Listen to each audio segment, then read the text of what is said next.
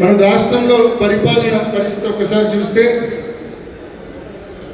అమరావతి విషయమై ఇటీవల పార్లమెంటులో చట్టం చేసినారని చెప్పి పెద్ద ఎత్తున వీళ్ళందరూ వేడుకలు చేస్తూ ఉన్నారు. ఏపీ రీఆర్గనైజేషన్ యాక్ట్ అనేది 2013లో జరిగింది. దానికి చిన్న అమెండ్మెంట్ అంతే. సెక్షన్ 5(1)లో 10 సంవత్సరాల పాటు హైదరాబాద్ మనకు కామన్ క్యాపిటల్గా ఉంటుందని చెప్పారు. సెక్షన్ 5(2)లో 10 సంవత్సరాల తర్వాత ఆంధ్ర రాష్ట్రానికి ఇట్స్ ఓన్ క్యాపిటల్ ఉంటుంది అని చెప్పినారు. ఇది చట్టం 2013లో చెప్పింది.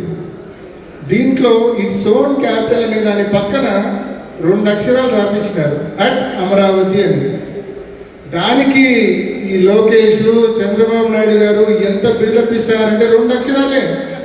ఈ 2 అక్షరాలే అట్ అమరావతి అనే 2 అక్షరాలు ఆ చట్టంలో అమెండ్మెంట్ చేయించుకున్నారు. ఏపీ రీఆర్గనైజేషన్ యాక్ట్ 2013లో ఏదైతే పాస్ అయిందో అది మొన్న 2026లో దానికి చిన్న మార్పు, అట్ అమరావతి అనే 2 అక్షరాలు మాత్రమే యాడ్ చేసి ఆ చట్టానికి ఎంత బిల్డప్ 4-5 రోజులుగా ఇస్తున్నారో మనం చూస్తున్నాం. లోకేష్ ఏమో రాజ్యసభలో దండం పెట్టడము, చంద్రబాబు నాయుడు ఏమో కింద సాష్టాంగ నమస్కారం పెట్టడము, వీళ్ళ పబ్లిసిటీ చూసి నిజంగా ఎగుతూ పుట్టే కార్యక్రమం జరుగుతుంది.